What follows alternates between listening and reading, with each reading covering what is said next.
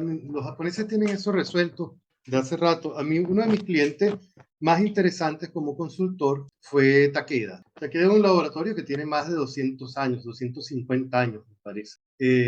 Su fundador comenzó con medicina, pues obviamente la medicina de hace 250 años, ¿cómo se llama? Natural. Especies, sí, esas Ok. cosas, ¿no? Ujú. Ese tipo de medicina. Y entonces, para ser consultor de Takeda, tú tienes que hacer la formación cultural de Takeda, que ellos le llaman Mm. takedaísmo, que es una formación sobre cultura japonesa. Y fue muy apasionante haber Oh, tenido wow. esa oportunidad. Entonces, fíjate cómo resuelven eso, esa angustia, trascendencia que tiene el occidental, Mm. que yo no sé a Ujú. dónde lo va a llevar. Ellos, por ejemplo, se plantean ser lo mejor que pueden ser en su ámbito inmediato. Ok. ¿Por qué estaba yo muy adaptado en las funciones? Porque a pesar de que yo tenía una vida profesional intensa, yo también era pues dueño de mi firma y eso me daba flexibilidad horaria. En consecuencia, yo siempre estuve bastante cerca, por ejemplo, de la vida escolar. ¿No? Siempre estuve llevándolo al preescolar, trayéndolo. Podía pasar más tiempo en casa. Mi esposa siempre ha tenido un trabajo muy demandante en términos de hora. Mm. Me tocó a mí enseñarlos a dejar el pañal, ¿no? En algún momento aprendí, por cierto, eso que llaman tener estómago de madre, me convertí en el hombre caca, en el hombre pupú, me convertí en el hombre vómito. Fue un festival escatológico dedicado a mí. Yo nunca he llevado tanta porquería encima como la que he echado, literalmente. Pero aprendí que eso era disfrutable. Bienvenidos a Encontraste, un espacio donde exploramos las historias que nos definen, el crecimiento que nos transforma y la conexión que nos une. Aquí, cada experiencia se convierte en un puente hacia el entendimiento y cada conversación nos invita a mirar con mayor conciencia eso que somos, lo que hacemos y lo que estamos construyendo. En cada episodio nos sumergimos en reflexiones, cuestionamientos y también en celebraciones de los que nos hace humanos, reuniendo miradas, recursos y aprendizajes que nutren nuestro crecimiento personal y nos acompañan en lo profesional. Antes de comenzar, quiero agradecerte a ti por estar aquí, por escuchar, por acompañar este proyecto y por ser parte de las conversaciones que se abren en Encontraste. Si este espacio te resuena, si alguna historia te acompaña o te deja pensando, compartirlo, suscribirte o dejar un comentario también es una forma de ser parte de este camino. Ese gesto hace posible que este podcast siga creciendo y que nuevas voces, historias y recursos puedan seguir llegando hasta ti. Yo soy Mariale y gracias por estar y espero disfrutes esta entrevista. Hay historias que no solo se leen, sino que te enseñan a ver la vida de otra manera. Hay ciudades que nos enseñan a mirar distinto, a reír en medio del caos, a sobrevivir a lo que otros apenas imaginan que puede existir. Y hay personas que no solo las escriben, las viven, las estudian y las transforman. Yo soy Mariale y bienvenidos a un nuevo episodio de tu podcast Encontraste en su tercera temporada, un espacio para conversaciones que conectan, que cuestionan y que nos recuerdan que cada historia cuenta, un espacio para reunir recursos de crecimiento personal y profesional y también para honrar el recorrido de nuestros invitados. Hoy tengo el gusto finalmente de conversar con Luis Garmendia, escritor venezolano, psicólogo clínico, guionista de radio, consultor organizacional y narrador de la vida real. Luis ha logrado transformar lo cotidiano en literatura. Es autor de su última publicación En Caracas de 8 a 5, una novela que refleja lo que significa vivir en una ciudad, tomando a Caracas como personaje vivo, caótico, nostálgico y profundamente humano. El storytelling se ha convertido de igual forma en una herramienta para él para comprender las dinámicas de trabajo, el liderazgo, la cultura y el desarrollo humano. Profesión tomada muy en serio, la de ser papá 24/7 y un observador sensible de las realidades familiares y sociales. Hoy vamos a explorar en la historia y en el recorrido de Luis, sus motivaciones, sus desafíos, cómo los ha logrado superar, cómo ha logrado narrar sus historias a través de ese humor que permite absorber con mucha facilidad unas realidades que a veces no nos damos cuenta porque las hemos llegado hasta normalizar. ¿Y cómo es su trayectoria como consultor? ¿De qué se ha dado cuenta cuando ha prestado sus servicios y cuáles son las diferencias que ha notado a través de los años si con la implementación o el uso de la consultoría? Y vamos también a hablar de su libro, cómo nos permite entender la identidad, la resiliencia y el sentido de pertenencia. Luis, bienvenido a tu podcast En Contraste y agradecida de contar contigo en esta tercera temporada. No, para nada, el agradecido soy yo. Me disculpo por mi aspecto, estoy de ropa muy ligera, pero estamos en verano por acá, por Buenos Aires, y es imposible tener otro aspecto hoy sin morir pues en la hazaña de hacer la entrevista vestido decentemente. Bueno, de eso se trata, de mostrar realidades. Hay cosas que a veces nos limitan y no necesariamente están para entorpecer. Así que la vestimenta, yo te comenté, tú estás así porque estás en verano, yo estoy así porque estoy en casi 0 grados. Así que estamos totalmente justificados en nuestra apariencia el día de hoy. Luis, esta, como comenté, esta es la tercera temporada del podcast. He tratado de recuperar una pregunta durante cada una de las temporadas que al inicio fue el propósito y ha sido uno de los valores que representa el podcast, que es tratar de conversar con el ser humano. Ya yo conversé, ya yo dije todo lo que has hecho, lo que haces, con lo que te has conectado a través de los años y cómo has acumulado tu experiencia. Sin embargo, es importante como que las personas que nos escuchan puedan entender quién eres como ser humano y cómo te ha formado en el sentido de que si yo dijera hoy que no eres autor, que no eres escritor, que no eres consultor, y que no eres psicólogo, vamos a ver cómo el psicólogo clínico nos logra responder. ¿Quién es? ¿Quién es? Si retiramos todas esas capas o nos quitamos esa batita de psicólogo, ¿quién queda como ser humano que nos pueda dar una luz más allá de lo que hace? Bueno, qué bueno que me haces la pregunta, sí, porque yo últimamente he estado teniendo una circunstancia muy particular y es que cuando digo la palabra colegas, yo no sé a quién me estoy refiriendo Ujú, exactamente, ¿no? No sé si me estoy, podría ser un consultor, podría ser también un clínico, porque algún tipo de orientación personal hago ocasionalmente, solo por algunas referencias que me hagan, pero también podría ser un narrador o podría ser un papá, que une a esas cosas que soy. Bueno, yo creo que un nivel de compromiso muy importante con cada una de esas realidades. ¿En qué sentido? De autenticidad. Me gustaría decir a mí de autenticidad. Yo no sé si es por el recorrido, por la edad, pero, por ejemplo, autenticidad como padre, bueno, es papá. 24/7. Mi esposa está en un momento eh, muy importante de su vida profesional, de su vida ejecutiva. Nuestra migración fue primero a Costa Rica, luego a Argentina, precisamente por ella, porque ella es una ejecutiva de recursos humanos de un laboratorio, la ha mudado de mercado, y es quien está al frente, digamos, económicamente en lo fundamental de la casa. Es su carrera la que está creciendo justamente ahora con más fuerza. Y ha sido bonito porque yo la conocí a ella siendo un asistente, por ejemplo. Este, y, y entonces es papá, de ser papá, pero ser papá de ser el que está en el grupo con la señora en el colegio. Sí, todos los saludos en la mañana del grupo de hola chicas, digo, hola chicas, ¿cómo están? Eh, Soy psicólogo y es volver a estudiar cálculos compuestos, es volver a estudiar respiración, es volver a estudiar fotosíntesis, es volver a estudiar edad media, edad moderna. Es preocuparse con esa fecha, es apurar, es hablar con los psicólogos de ellos. Eh, entonces es una ocupación además. Esta autenticidad requiere cierto nivel de arrojo, cierto nivel de valentía, diría yo, porque te enfrentas a un montón de concepciones sociales, de prejuicios. Te enfrentas, por ejemplo, al machismo, ¿no?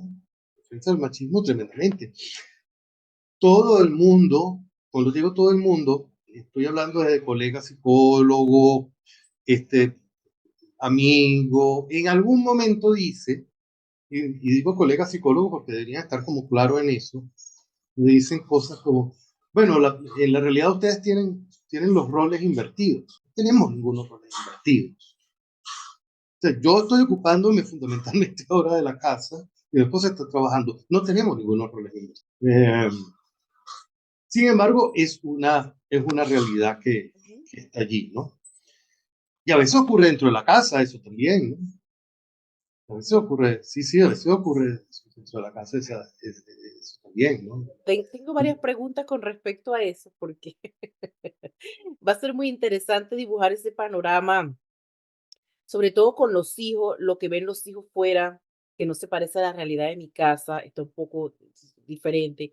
Vamos a tocar un poco ese tema de ser papá, en finalmente ver qué te has podido dar cuenta cuando entró la valoración del ejercicio de lo que hasta hace poco para ti era solamente de la parte femenina, que has podido valorar desde allí, qué te has podido dar cuenta con tus hijos, que si estuvieses trabajando te hubieses escapado de esas anécdotas, de esas realidades, de ese crecimiento, de ese entendimiento, que desde mi criterio muy personal, entiendo que al hombre le cuesta un poco más congeniar, concretar, dejar experiencia en los hijos porque están puestos o vistos desde otro punto de vista, ¿no? Entonces, para la mamá es un poco como más, no diría más fácil, pero viene como más natural ese vínculo con los hijos, ¿no? Y ese leerle la mente y entender más o menos por qué llora y por qué hace las cosas.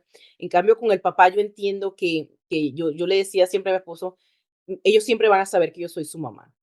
Tú tienes que hacerle entender que tú eres su papá, que el trabajo, porque hay una unión natural que el hombre debe o tiene que construir, o probablemente sea necesario que construya, y no todos saben eso, sino que se toma como por sentado que ya son papás.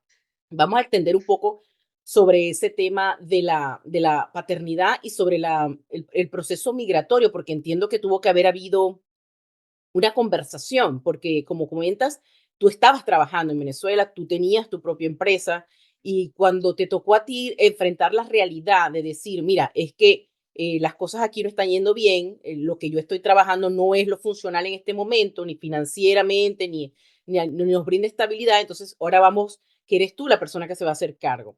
Esto fue una transición totalmente orgánica, una conversación entendida, o sea, estaba sobreentendido que esto podría cambiar en cualquier momento, o fue algo que te tuviste que ir dando cuenta poco a poco, sobre No, todo no. adaptarte a las funciones que tenías que ejercer después de eso. Bueno, fíjate, es que yo ya estaba muy adaptado a las funciones. Ok. ¿Por qué estaba yo muy adaptado a las funciones? Porque a pesar de que yo tenía una vida profesional intensa, yo también era pues dueño de mi firma y eso me daba flexibilidad horaria. Ujú. En consecuencia, yo siempre estuve bastante cerca, por ejemplo, de la vida escolar del chico, ¿no? Yo siempre estuve llevándolo al preescolar, trayéndolo. Este, Podía pasar más tiempo en casa. Mi esposa siempre ha tenido un trabajo muy demandante en términos de hora. Mm, Me tocó a mí enseñarlos a dejar el pañal, ¿no? En algún momento me convertí, aprendí, por cierto, eso que llaman tener estómago de madre, me convertí en el hombre caca, en el hombre pupú, me convertí en el hombre vómito, fue un festival escatológico dedicado a mí. Yo nunca he llevado tanta porquería encima como la que he hecho, literalmente. Pero aprendí que eso era disfrutable. ujú, mm, Aprendí que eso era tremendamente difícil. Aprendí logros trascendentales. O sea, yo me siento orgulloso de haber logrado que dejaran el pañal, ¿no? mm, Yo me siento orgulloso bueno, de haberlos acostumbrado a la vida escolar, lo ayudado en sus primeras tareas. Creo que, a ver, yo he tenido una buena vida académica y profesional. Yo me gradué con honores en la Universidad Central. Mis notas fueron más o menos similares en la maestría. Mi cartera de clientes tuvo clientes como Citibank, como Toyotas, como General Motors, como Chrysler. Yo me siento muy orgulloso de mi vida profesional, pero yo trabajé, a mí empresas como Nestlé, como la propia General Motors, me pasearon en calidad de diva por América Latina haciendo consultoría. Y yo siento que ha sido mucho más trascendental para mí lograr que ellos dejaran mañana, Sí. porque es una responsabilidad mucho más directa, porque es mucho más afecto comprometido. Y que quizás la empresa sea algo mucho más narcisista, ¿no? Esos logros profesionales siempre son logros en el fondo muy narcisistas. Aunque uno diga que no, no, que yo estoy vinculado con la no, pero te encanta verte en la foto. Eh, en cambio, lo otro es un tema de entrega, ¿no? Yo creo que esa sería la principal, el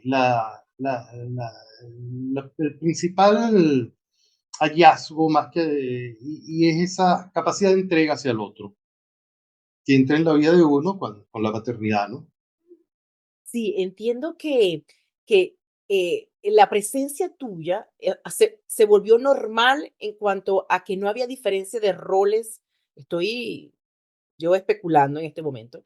La diferencia de roles que tus hijos podían observar hacia ti y su mamá, sino que cualquiera podría ejercer la función que se Sí, hacía como un equipo dentro del hogar. No había esta distinción en labores en cuanto a sí. ser mamá o papá, porque todos los dos estaban dispuestos a asumirlos Claro, de sin hecho, nosotros amamantamos juntos, porque mi pobre esposa, son dos, era un gemelo, morocho, como decimos los venezolanos, ujú, mellizo, como se dice acá. Y bueno, imagínate, cada 2 horas, amamantar dos no había manera, entonces tenía que ser amamantar uno y el otro fórmula.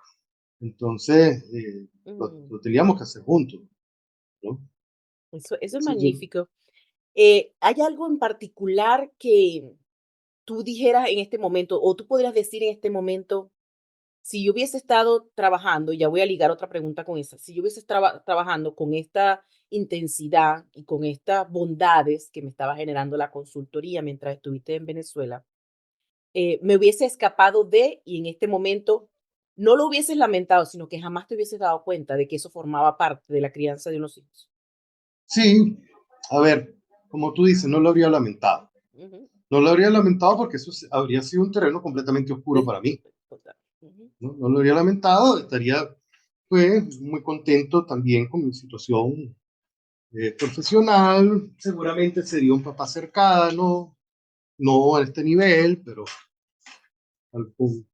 habría cosas que no habría descubierto, sin duda, y que son muy valiosas. sí, ¿qué podrías decir para alguien que, porque eso que lo que dijiste hace un momento, de culturalmente no estamos formados como, y yo no digo que sea intencional o que sea, sino que culturalmente estamos formados históricamente para que sea la mamá que ocupe estas posiciones y el papá tiene otros roles, por lo tanto, la emocionalidad, el disfrute, la vulnerabilidad, porque para poder disfrutar de todos esos espacios hay que tener un nivel de inocencia y de incredulidad para poder reconocer estos momentos tan ingenuos que para los niños son muy grandes, pero para uno, como ya uno los ha pasado, no le parecen tan espectaculares. Sorprenderse y creerse curioso ante esa evolución del niño cuando ya tú eres un adulto, no todos logran conectar con eso, no todos logran verlo desde el lugar del niño, sino que muchos estamos posicionados desde el lugar de adulto mientras ellos van evolucionando como niños y pretendemos forzarlos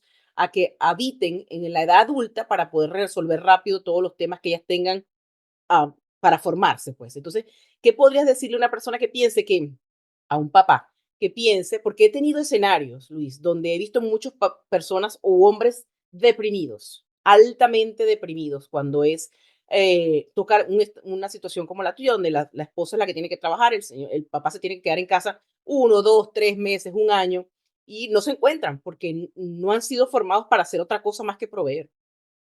Mira, lo que pasa es que también, a ver, no todo se puede abordar desde la emocionalidad. Hay Ujú, cosas que hay que entender muy racionalmente. Y lo que hay que entender es que en nuestras sociedades hay una valoración del trabajo muy injusta y muy ingenua. Es decir, no entender que el trabajo en acciones, el trabajo en casa, el trabajo, sí, digamos, el trabajo doméstico, si lo vas a llevar a un Excel y vas a empezar a llenar las casillas que habría que llenar ujú, Si una dijera cocinero, si otro dijera cuidador, si otro dijera maestro, te vas a dar cuenta que cuando hagas la suma de esa casilla, pues eh, va a ser tan alta casi como el nivel de ingreso que está entrando a la casa, ¿no? Entonces, lo primero que hay que estar consciente es que no eres improductivo, estás asociado a una forma de productividad muy potente, muy poderosa dentro de la realidad del hogar. Si tú no captas eso racionalmente, no vas a poderte ajustar emocionalmente al asunto.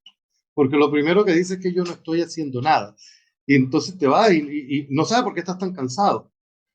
Entonces tienes un cansancio indefinible porque tú no estás haciendo nada, porque el discurso social dice, si tú estás en tu casa, no estás haciendo nada.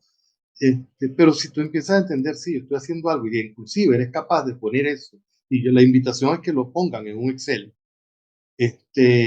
pues tu percepción va a variar radicalmente. Sí, eso es una buena fórmula porque incluso a las mujeres nos llega a pasar un momento donde cuando los hijos están un poco más grandes, pensamos que no estamos haciendo nada o que en qué hemos invertido nuestro tiempo si cuando dejamos de tener a nuestros hijos tan dependientes en funciones con nosotros, pensamos que hemos pasado un tiempo inerte, donde no hemos aprendido nada, donde no hemos evolucionado nada, donde estamos totalmente desligadas del área laboral. Entonces creemos que no tenemos oportunidades porque hay un espacio, un gap en el resumen curricular que no se encuentra, no se ha podido justificar, pero yo creo que ahora sí, ahora creo que tenemos muchas habilidades que plasmar dentro de un currículo cuando nos ocupamos de estar en casa, porque son muchas las que se desarrollan, solo hay que pues saberlas dibujar dentro del resumen curricular. En otra oportunidad, o cuando te tocó dejar la consultoría, entiendo que todavía la ejerces. Sí, sí, se lo sigo Bien, sí, ejerciendo. ujú. Si logramos transferir alguna de las cosas que has hecho dentro de la paternidad, estando en casa y trabajando con tu propio horario, ¿cuáles son esas cosas que te has podido dar cuenta que se pueden desarrollar en el hogar como habilidades que pueden ser fácilmente ubicables y productivas y efectivas dentro del área organizacional? Uy, un montón de competencias blandas. Mm, Por ejemplo, tolerancia a la frustración es la primera. mm, La segunda, yo diría que tiene que ver con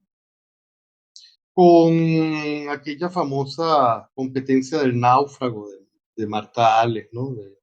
De trabajar con lo que tiene y llevar recursos a las áreas que pueden ser más importantes, más productivas. La persuasión, fundamentalmente, es una competencia que se desarrolla con una capacidad, la perspectiva, la, la posibilidad de imaginar el futuro y prepararlo. Y todas las funciones de la administración, todas las funciones de la administración, que es eso, pues, la previsión, el dotar a la estructura de los recursos necesarios, el coordinar la ejecución de esos recursos, el hacer que eso se mueva y eso después, y a la vez, mientras haces eso, tienes que irlo controlando, estás administrando, estás actuando gerencialmente de alguna manera, ¿no? Eh, pero fíjate que otra de las cosas que yo hago, por eso te digo, cuando digo colega, no sé a quién estoy hablando. Cuando llegué a Argentina, aparte de las cosas hogareñas, estuve trabajando con dos proyectos como escritor fantasma, ¿no? El escritor fantasma o escritor negro es el sujeto que tú contratas para que escriba un libro que vas a firmar tú como autor. Y eso lo haces por varias razones, varios tipos de clientes para un escritor negro. Está el cliente que puede escribir el libro, sabe del tema, tiene las habilidades para escribir el libro, pero no tiene tiempo para ok, escribirlo. ok. Está el cliente que sabe del tema, eh, no tiene las habilidades para escribir el libro. Y está el cliente que ni sabe del tema, ni tiene habilidades para escribir el libro, pero quiere un libro. Otro Todo tipo de también. cliente, ¿no?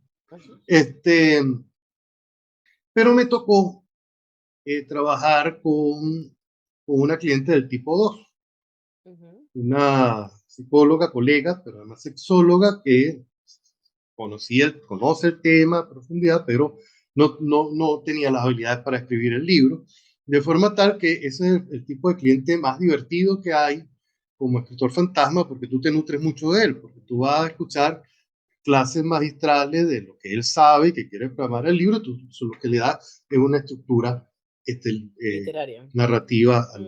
al asunto, ¿no? Entonces, ella es sexóloga y ese tema, trabajamos mucho los paradigmas de machismo, los paradigmas sobre las dinámicas familiares y, y realmente yo pude ubicarme muy bien como escritor, porque es un libro de no ficción, ¿no? Ujú. Pude ubicarme muy bien como escritor porque era una realidad que yo tenía a la vuelta de la esquina. Y eso que yo tenía nutrió el libro y el libro nutrió también a esa realidad. O sea, pudiste aportar tu experiencia dentro de lo Pude que, dentro del, comprender muy bien, dentro, puede ser el proceso dentro de de la comprensión. teoría. Ujú. Sí, el proceso de comprensión de lo que ella venía diciendo, pues venía cayendo casi naturalmente. Mm, Y mm. una estructura de comprensión que yo tenía muy disponible gracias a esa realidad, ¿no? Y que y luego me permitían hacer muy fácilmente una estructura narrativa capaz de llegarle a un lector. Es súper nutrida esa experiencia. Sí, Sí, sí, me sí, fue parece muy que debe bueno. haber salido muy enriquecido de las cosas que te pudiste haber dado cuenta, incluyendo la facilidad que tenías para contar la historia, pero de tu propio reconocer tu propio recorrido para alimentar o valorar la historia que esta persona quería narrar, o el libro, porque no era una historia, era teórico, era realidad, pues. Ujú. Sí, eso es bastante. No sabía que eso existía, Sí, el claro, es muy escritor común, fantasma. es muy común, muy común. Inclusive escritores que a veces, bueno, no les da el tiempo, pero no tanto de ficción, sino de, por ejemplo, técnico, no les da el tiempo y No, pero sí me parece genial, porque al final pueden defender su libro porque es que viene de su contenido, su propio contenido. Lo que no sí, tienen es sí. el tiempo para desarrollar, escribir y desarrollar estructura. Bueno, hay el caso de cliente que uno también lo toma cuando aparece, pero Ujú. que uno no entiende, que es el que quiere un libro de ficción, porque los libros de ficción lo divertido es escribirlo, ¿no? Pero bueno, eso no. En tu rol de papá, ¿qué le podrías decir o qué has querido que tus hijos le quede como legado? ¿Qué es aquello que tú piensas que mientras has ejercido tu rol profesional con tu rol de la paternidad, para ellos pueda ser un valor fundamental que tú quisieses que eso recordara, que eso se lo Bueno, yo llevara? he sido muy claro con ellos. Yo le digo, mire, un buen padre no espera que sus hijos se dediquen a cuidarlo cuando él esté viejo y débil. Un buen padre cría a sus hijos para que salgan al mundo olvidándose de que él está viejo y débil y desvalido. Yo quiero que ustedes tengan muy claro que yo no soy un buen padre. Así que si a usted se les ocurre dejarme solo, no, yo voy a mentar madre hasta el último de mis días. Eso ténganlo muy claro. Y luego de eso que sí tienen que tener realmente muy claro, me han preguntado en algún momento sobre que, de esas preguntas de qué se hace en la vida. Bueno, yo le digo, mira, la Mm, verdad, lo primero que tienes que hacer es tratar de forjarte buenos momentos, porque los malos ya mm, vienen de fábrica. Pues, ya de mm, fábrica uno viene con que, primero uno viene con la revelación de la muerte, que ujú. no es poca cosa. ¿Ok? Que no es poca Total, cosa, wow. que usted sabe lo que tiene algunos añitos, le dicen, mira, ¿sabes cómo es que esto no es para toda la vida, te vas a morir, ¿no? Mm, Este, yo no entiendo cómo la gente toma eso con tanta tan tranquilidad. ligeres. Siempre Ujú, pero bueno, primero está la revelación de la muerte, luego la muerte de tus padres, algo por lo que si las cartas no están muy mezcladas, es algo por lo que vas a pasar. Luego échale un vistazo al mundo, mira las cosas que ocurren. Entonces, las cosas malas ya vienen de fábrica. El deber ético y estético es procurarte las buenas. Procurarla, segundo punto, sin hacerle daño a nadie. O sea, procurarla, y en eso hay que ser muy epicurio, porque sabes que epicurio está muy mal entendido, porque se piensa que lo epicurio es el goce, el disfrute desenfrenado, el placer desenfrenado, y Epicuro siempre sostuvo que se trata del disfrute tenido con la certeza de que usted no daña a nadie, ¿no? O sea, un disfrute que tiene que practicarse con un compromiso ético. ¿Ok? Y luego, pues, dentro, yo no soy una persona, lamentablemente, porque a mí me gustaría tener la tranquilidad que tiene la gente de fe. Yo no soy una persona de fe.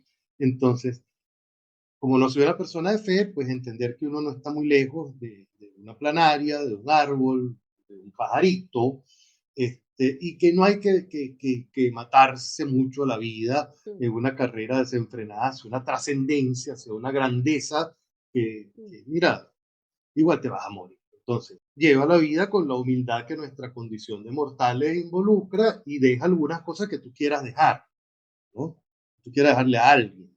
En mi caso, por ejemplo, dejo libros, no dejo enseñanza de mis hijos, dejo enseñanza en organizaciones, cuando he podido.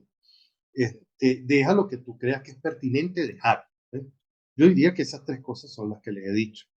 Esa última me parece genial, no solo para tus hijos, sino ahorita con este auge de redes sociales y esta capacidad que tenemos de demostrar cosas como para validarnos constantemente en que lo que hacemos es importante, en que lo que hacemos, No, esta frase de vamos a dejar un legado todo el tiempo, yo no digo que no sea cierta, sino que tiene que tener un basamento que venga propio, no necesariamente, o claro, sea, ujú, es que es abusivo, Mariana. Es guau, abusivo, totalmente abusivo.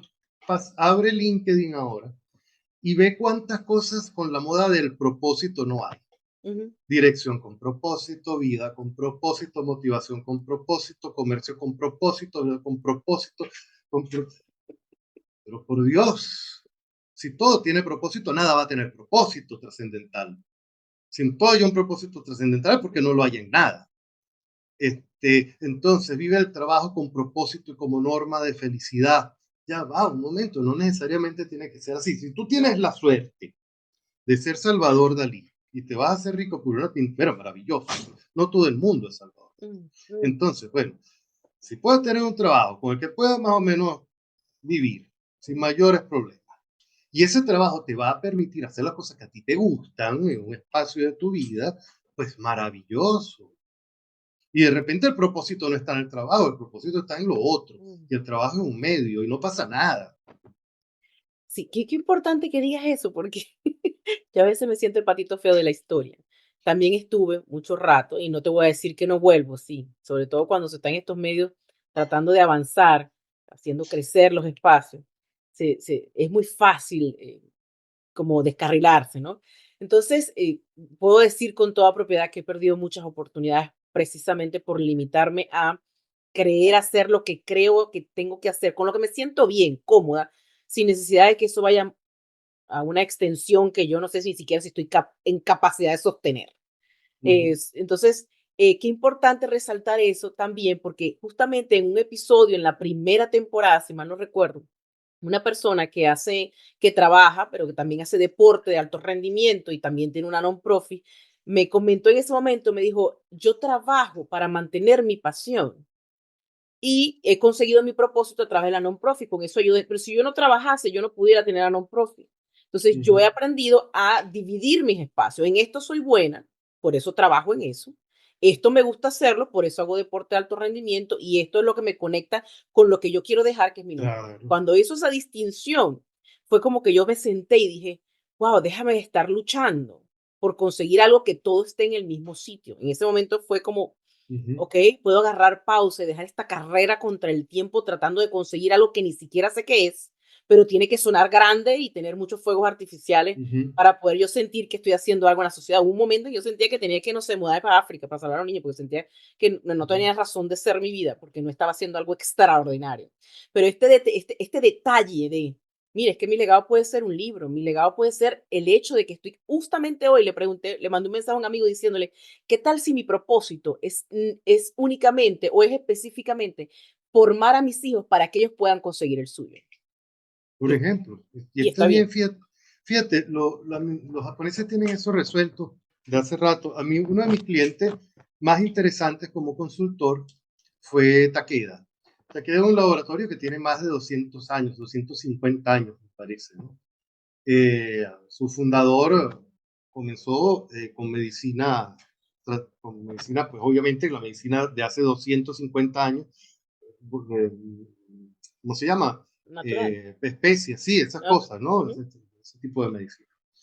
Y entonces, para ser consultor de Takeda, tú tienes que hacer la formación cultural de Takeda, que ellos le llaman Mm. takedaísmo, que es una formación sobre cultura japonesa. Y fue muy apasionante haber Oh, wow. tenido esa oportunidad. Entonces, fíjate cómo resuelven eso, esa angustia, trascendencia que tiene el occidental, Mm. que yo no sé a Ujú. dónde lo va a llevar. Eh, Ellos, por ejemplo, se plantean ser lo mejor que pueden ser en su ámbito inmediato. Entonces, por ejemplo, si el señor es, digamos, señor hace vasijas, bueno, él tiene que preocuparse por hacer unas vasijas honorables, Mm. porque sus vasijas sean el esfuerzo, el reflejo de su esfuerzo, de su delicadeza, de su tacto, y, Mm. y, em, y si tú lo ves, por ejemplo, en las series japonesas, hay muchos animes donde el protagonista, por ejemplo, es un muchacho de un liceo que la historia es que él quiere que el equipo de fútbol del liceo donde él pertenece quede campeón en la liga. Y todo gira en torno a eso. Y si lo ves, si tú lo comparas, por ejemplo, con Superman, un tipo que vino de otro planeta, que es más poderoso que todo el mundo, que es capaz de mover la luna, bueno, no, este es un muchacho que simplemente quiere mover a su equipo para que gane el campeonato de la liga de su liceo. Son dos héroes muy distintos, ¿no? Ujú.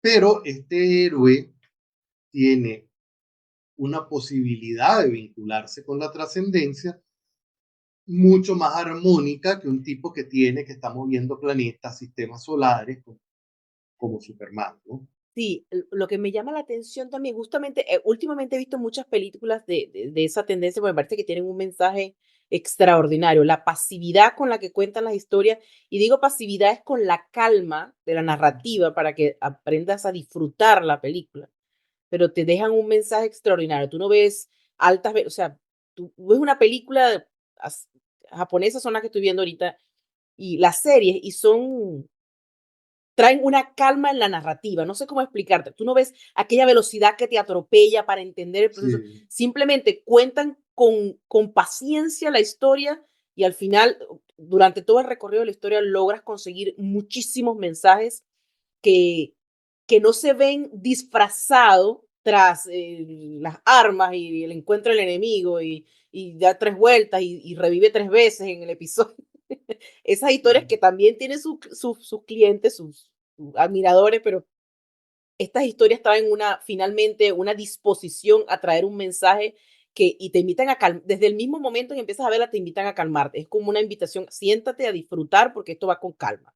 Entonces, para Sí, eso sí. también hay que tener cierta receptividad, porque yo también hubo un momento en que pensaba que yo no era productiva si no estaba haciendo algo. Yo tenía que estar todo el tiempo en velocidad, porque si no Ujú. sentía que no estaba haciendo nada. Entonces, qué importante también rescatar que me gusta mucho que estudiar las culturas o ver la diversidad en vez de defendernos de ella o de tratar de defender la nuestra, es una manera de incorporar, es que como preparar una sopa, un buen Claro. preparado, ¿sabes? Traer todos esos aliños y esos ingredientes para robustecer el tuyo y de ahí crear tu propia manera Pero de es que fíjate, establecer tu vida. una de las cosas más locas, es que hay todo un discurso Mm. que está jugando en contra de que los seres humanos tengan realmente una perspectiva profunda de la. Fíjate, ese discurso, o como se dice ahora, esa narrativa, estaba mal el viejo discurso, pero bueno, ese discurso, por ejemplo, el del logro permanente, ¿no? Mm. La orientación al logro permanente, al hacer permanentemente. ¿Qué hiciste tú? Y ahora hice esto, y ahora hice esto. Y salgo en las redes diciendo lo que hice y dando ejemplos de lo demás, de cómo hago yo las cosas.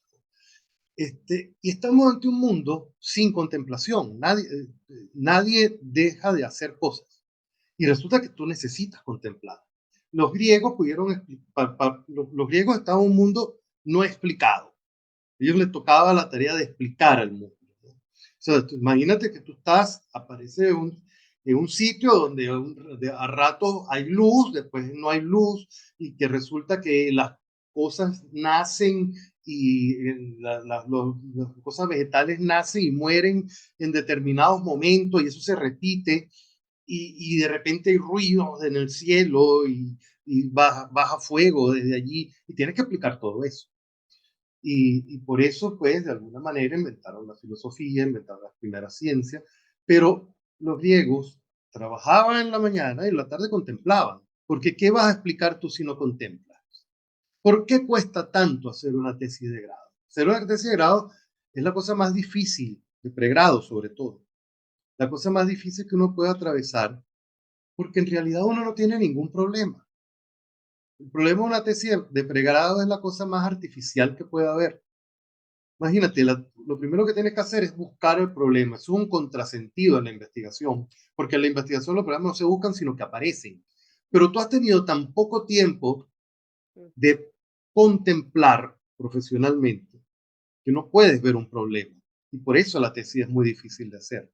Por eso tienes que entregarte a la artificial situación de buscar un problema. Ningún investigador, en una situación totalmente artificial, ningún investigador busca un problema. Un investigador se tropieza con problemas y por eso lo investiga. ¿Sabes que me llama la atención eso que acabas de decir? Y podemos girar eso hacia el área organizacional. Y me pude dibujar prácticamente, porque precisamente en estos días ha sido tan acelerado el trabajo que no te da tiempo de pausar para reconocer el trabajo. O sea, no te da tiempo de pausar para reconocer errores, para hacer la mejora de lo que estás haciendo.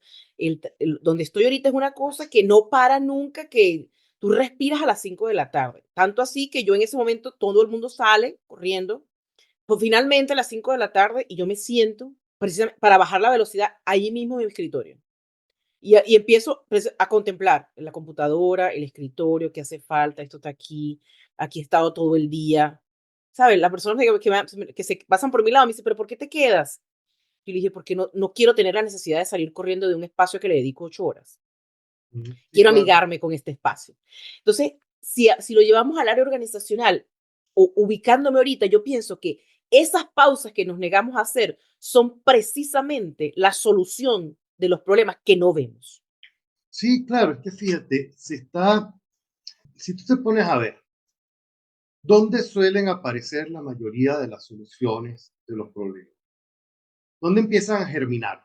¿Dónde empiezan a gestarse? Bueno, cuando estás en el comedor comiendo con la gente, Mm, cuando estás tomando café, cuando te quedaste un ratico más en el trabajo y te diste cuenta de algo, cuando agarraste el ascensor, en esos momentos de contemplación, en esos momentos de concentración suelen aparecer las ideas. La posibilidad de que de, de, de, de que tú logres tramitar lo que estás viendo ocurre en momentos de tranquilidad. total, total. Tú, Y eso es algo, por cierto, que la escritura te lo enseña muy bien, la escritura de ficción, mm, porque la mayor parte del proceso de escritura de ficción o es inconsciente.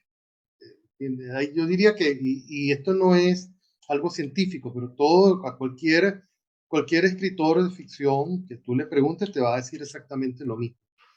Eh, Hay una parte que es la parte creadora que ocurre fundamentalmente en, en el inconsciente. Tú puedes ver, por ejemplo, esa novela en Caracas de 85, esa novela se comenzó en mi inconsciente. Mira, yo diría que hace como 20 años, una vez que fui a un registro civil, una notaría. No es lo mismo, pero para que no es venezolano y conoce la diferencia, sí. pues más o menos sepa de qué estamos hablando. Eh, Y ahí te conseguiste a una don César. discusión, sí, con la discusión de una señora en el piso de abajo, un pequeño escritorio con otra señora en el piso de arriba que había mandado con su dinero a pintar la oficina. Y la de abajo se queda, es que ella mandó a pintar. Dice que es su dinero, pero ella me preguntó si somos alérgicas. Y yo también soy alérgica. La otra le decía, pero ustedes no hacen nada nunca. Y a mí me llamó la atención ese Esa escena. pequeño universo, ese pequeño universo donde se movían todas esas cosas. Y no, en ningún momento me dije, yo voy a hacer un libro sobre esto, ¿no? Ujú. Esa idea se quedó allí unos 5 o 6 años, dando vueltas sin que yo supiera. Y un día empezó a aparecer como libro, ¿no? El segundo momento sí es un momento consciente, que es un modelo, que es un momento de ingeniería, totalmente de ingeniería, ¿no?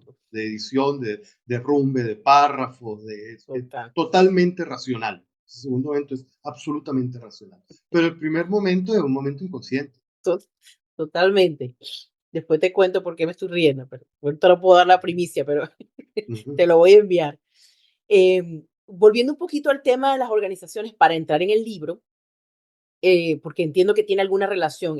Esto que cuentas, aun cuando ocurre en una notaría, tú eres el que te va a encargar de decir lo que puedas decir del libro, porque no quiero yo salir diciendo mucho y después entorpezca lo que tú quieras compartir en realidad de lo que tiene el libro, ¿no?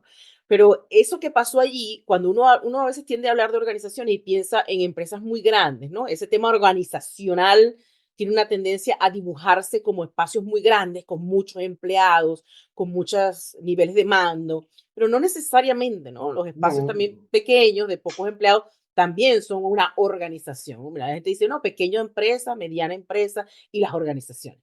Entonces, estas distinciones, lo que, para mi criterio, lo que ha hecho es crear ha traído como una creencia de que las cosas son aplicables y funcionales solo en las organizaciones que te acabo de dibujar. O sea, cuando hablamos de grandes, cuando pretendes traer esa estrategia a un espacio pequeño, las personas creen que no es posible porque eso se necesitan recursos de empresas muy grandes. Tú, siendo consultor, que has pasado por empresas muy grandes y me imagino que has asesorado hasta emprendedores, a personas que están tratando de crear algún proyecto, ¿cómo crees que se puede derrumbar o crear una luz en este momento para decir que la funcionabilidad de un espacio laboral no necesariamente depende de su tamaño en cuanto a la distribución de los empleados, sino que hay ciertas condiciones de alineamiento que deben existir y estrategias, por supuesto, alguna ujú. estructura para que puedan ser viables independientemente del tamaño?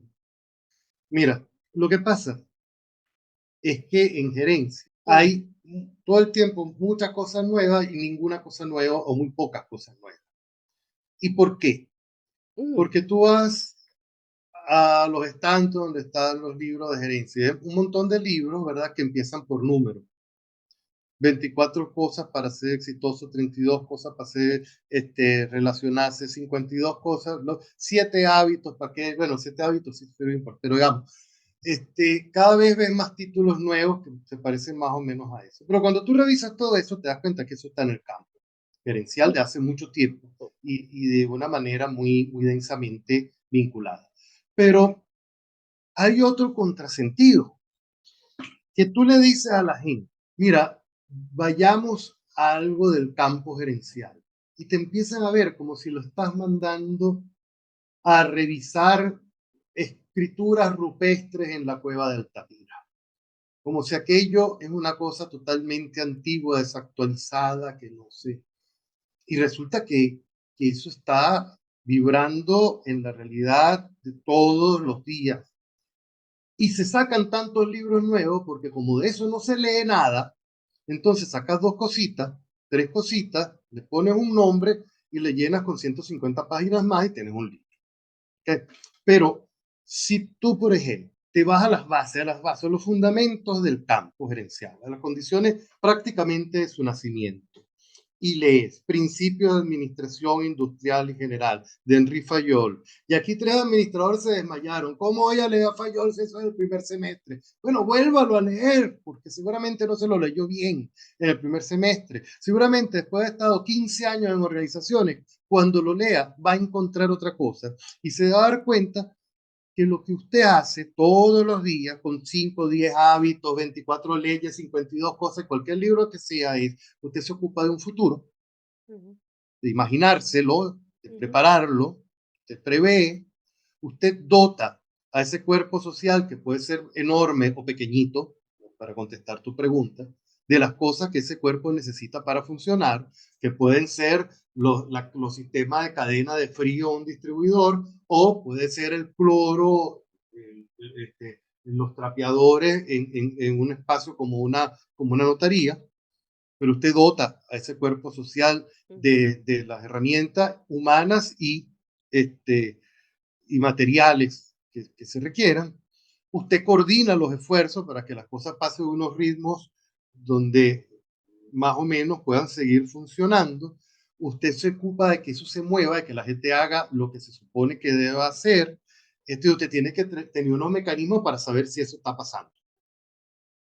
Y eso es administrar, eso es hacer gerencia. Y es desde 1919 para acá. Lo que entiendo que quieres recalcar es que también a ver si me logro explicar. En algún momento, aún trabajando en empresas, en organizaciones de diferentes tamaños, había mucha distinción al tener el conocimiento técnico, por llamarlo de una forma, para tener todo etiquetado, donde no se ocupaban de desprender esa etiqueta y averiguar qué sostenía eso. Es decir, vamos a hacer, no sé, recursos humanos y vamos a hablar de la función del reclutamiento de personal. Entonces, reclutamiento sonaba como muy, wow, este reclutamiento de personal, pero tú le preguntabas, bueno, y cuando tú vas a ese reclutamiento, ¿qué significa eso? O sea, ¿cómo sé yo que estoy practicando el reclutamiento? Ese relleno no existía. Entonces, de eso me di cuenta, pero yo me dejé mucho bombardear por eso. Y hubo un momento donde yo sentía que era muy ingenua en el área organizacional, porque no manejaba la terminología, más estaba muy consciente de qué significaba el proceso de esa terminología, ¿no? Entonces me sentía como muy hundida en que no puedo intervenir porque no sé de qué están hablando, pero cuando me describían lo que realmente quería, entonces yo podía hacer fácilmente a elaborar lo que ellos estaban pidiendo. Y yo no creo que sea la única que esté en ese ámbito, sobre todo cuando me he conseguido con personas que tienen tiempos fuera del área laboral y se reincorporan y con esta auge de estar renombrando las cosas para hacerlas visibles, entonces crea como esta diferencia o esta pérdida de tiempo, me parece a mí. Entonces, por eso es que me gusta como desdibujar, quitémosle las etiquetas a las cosas y empecemos a decir qué son, pero cómo se hacen para que realmente se vea que están funcionando independientemente de cómo las llamemos, para Estamos que, en la misma. para que pueda ser adaptado a cualquier tamaño de empresa, porque no es cómo se llame, es cómo funciona para que pueda ser viable y Claro. factible dentro de tu organización, Y dentro de de tu hecho tengo espacio. esa preocupación y hace un mes, mes y medio, comencé a través de la plataforma de LinkedIn este, una serie de posts, de micros, que se llaman Back to Basics. Y es precisamente hablar de ese, cómo funciona gerencialmente el asunto desde el campo gerencial en un formatico de 2 minutos cada uno, ¿no? Una cápsula. Una cápsula básicamente orientada a esa inquietud que tú tienes. ¿Y qué consideras tú según lo que estás viendo ahora y el tiempo que tienes observando la evolución o el retroceso de las Ujú. organizaciones? Qué tú crees en este momento que es fundamental comprender a todo nivel de mando, operativo, medio, alto, que es fundamental entender o comprender para que no se vean como líneas de mando, sino como un engranaje sistemático que para funcionar se necesita uno del otro? Bueno, mira, lo que pasa es que eso, a ver, eso es un asunto muy complicado. ¿Por qué? Hay muchas estructuras organizacionales. De hecho, hay un autor que se llama Henry Mintzberg que describe 6 o 7 estructuras que definen cómo se vincula la gente en su interior, cómo se mantienen cohesionadas, cómo son los canales de comunicación, ¿no?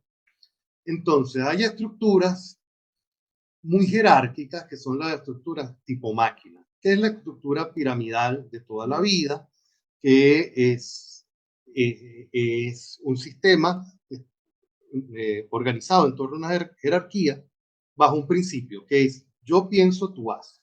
Pensar es diseñar, es decidir, y hacer es ejecutar. Y mientras más alto estoy, pienso más y ejecuto menos. Y mientras más abajo estoy, ejecuto más y Y pienso eso no. menos. ¿Ok? Esas estructuras, si tú le preguntas a un consultor joven, consultor que sea joven, se va a sonreír y te va a decir, no, esas estructuras ya no existen. Esas son las estructuras del pasado. Y esas estructuras están por todos lados. Esas estructuras están en todas las fábricas con algunas modificaciones. Esas estructuras tienen un riesgo inherente. ¿Cuál es el riesgo inherente de esas estructuras? Que son muy buenas para controlar finanzas y para controlar la operación. Hay un esquema vertical jerárquico excelente para controlar finanzas y para controlar la operación. Eso quiere decir que la estructura no pierde dinero, controla dos fuentes que son las donde fundamentalmente se puede perder dinero. Pero hay un problema con esa organización, y es que es muy poco ágil comercialmente. Una organización que le cuesta mucho cambiar, es una organización que le cuesta mucho afrontar procesos complejos, ¿okay? Porque no se dan esas relaciones de dependencia de que tú hablas, no, se inhiben más bien, no es que se dan, que se inhiben bajo la jerarquía. ¿Okay? Entonces, lo que esta estructura pierde es la oportunidad de hacer mucho más dinero de lo que podría hacer. Pero eso pasa inadvertido por mucho tiempo porque la estructura no está perdiendo dinero. Entonces no hay muchas señales de alarma porque plata no se está perdiendo, pero se está dejando de ganar un montón. Entonces hay un momento en que o alguien visionario, ¿cómo se rompe la estructura tipo más? Uno, que alguien visionario decida romperla, y ese alguien visionario tiene que estar en la cúpula estratégica. ¿Okay? Dos, que haya una exigencia de rendimiento muy superior a la actual. Por ejemplo, que haya un requerimiento de duplicar el mercado o triplicar el mercado en 4 o 5 años. Entonces, como lo viene haciendo, no puede hacer. No puedes, o sea, no puede mejorar lo que tiene que cambiarlo. Entonces, se rompe la estructura. Generalmente son, o la tercera, que te estén comiendo los competidores locales, que tienden a ser muchísimo más ágiles. Sí. ¿Ok? Tienden a ser muchísimo más ágiles. Cuando eso pasa, es que se rompen esas estructuras. Cuando eso no pasa, es muy difícil que esa estructura se rompa, porque además supone una relación de poder que es muy satisfactoria para los miembros que la disfrutan. ¿Okay? Que, como decían antes, es que tú no sabes cuánto pesa esa business card de fulanita. Y cada vez que ella cae la tarjeta en el escritorio, aquello se caía como un plomo. ¡Pam! Director de operaciones, de yo no sé qué cosa, taca, taca, taca, taca, taca, taca. Entonces, cuando se disfruta de todo eso, también hay cierto regocijo narcisista en mantener. Se puede hacer algo por variar las estructuras. Se puede hacerlo, por ejemplo, por ser creativo. En una estructura piramidal, sí se puede, hay formas, ¿no? Tú puedes hacer equipos, tú puedes hacer que tu equipo trabaje por algunos proyectos puntuales, ¿ok? Y para lograr esos proyectos, tú vas a hacer varias reuniones con ellos, vas a detectar cuellos de botella en cumplimiento de proyectos, vas a designar dentro de tu equipo subequipos para solucionar esos cuellos de botella, de forma tal que tú te vayas proveyendo a ti de lo que necesitas para lograr el proyecto. Y tú como líder lo que vas a hacer es un sponsor de eso. Y vas a defender eso frente a la organización. Al final, cuando lo logres, tienes que documentar eso. Tienes que documentarlo y tienes que pasarlo por la estructura. Concretamente por una parte que Misber llama tecnoestructura, que son los procedimientos de esa organización. Tienes que hacer los procedimientos, tienes que hacerlo parte de la cultura piramidal, porque si no lo fagocita, si no se lo come. Tienes que documentar. Ahora, ¿qué es necesario? ¿Qué tiene que tener el líder para hacer esto? Bueno, tiene que ser alguien muy implantado, porque lo primero que va a hacer es acceder poder en una estructura que depende del poder. Se lo va a ceder al equipo, ¿no? Y segundo, tiene que ser el representante del equipo frente al resto de la estructura que no trabaja así. Eso quiere decir que si la cosa sale bien, el mérito va a ser del equipo. Y si sale mal, va a ser culpa de él. Entonces, ¿qué se necesita? Coraje. La competencia fundamental, coraje. Y obviamente haberte ocupado de haber desarrollado tu equipo. Porque si eres el jefe o eres el líder del escuadrón mete la pata, mira, vas a terminar muy mal. Vas a terminar muy mal en esa iniciativa, ¿no? Entonces, tienes que haber hecho primero un trabajo de formación de tu gente y segundo, tienes que tener el coraje necesario para entregar poder y para defender algo que no va a ser tu logro, pero que sí va a ser tu fracaso. Y obviamente tienes que tener ya muy resueltos los temas personales con el narcisismo. O sea, tienes que tener eso más o menos controlado. Qué bonito eso de que uno tiende a hacer macro los cambios, ¿no?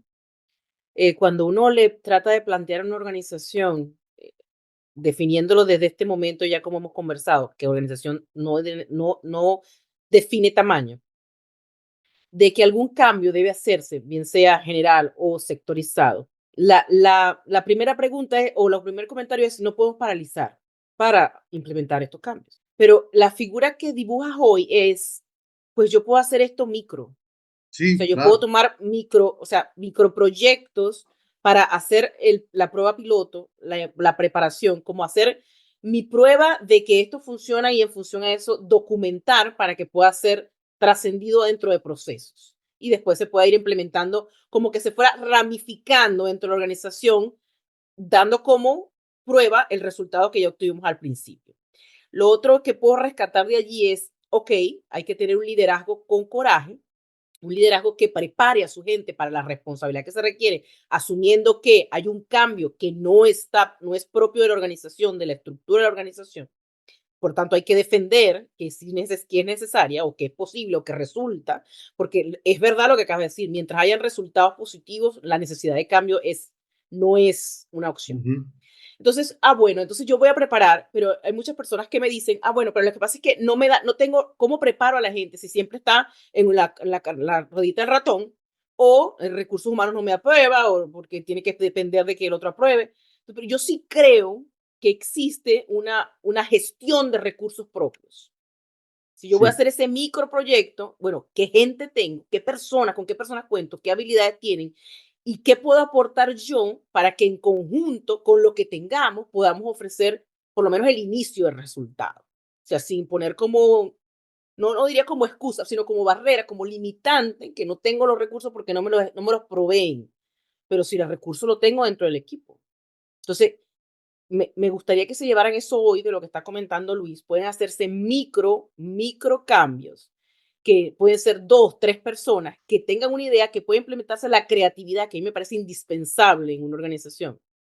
La creatividad para poder hacer evoluciones en el sistema, pero a pequeños pasos. Yo siempre digo, trabaja en tu metro cuadrado, donde tú puedas alcanzar, que eso en algún momento va a empezar a hacer eco, va a empezar a extenderse, siempre y cuando los resultados sean probados. Creo que es lo que puedo rescatar de lo que nos acabas a comentar el ujú. día de hoy, en este momento.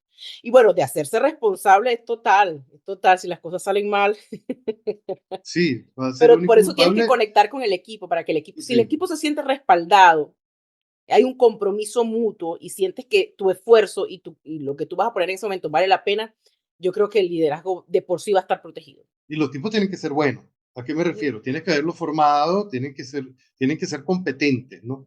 Porque mucho cuidado porque a veces las cosas se llevan ujú. aquí caer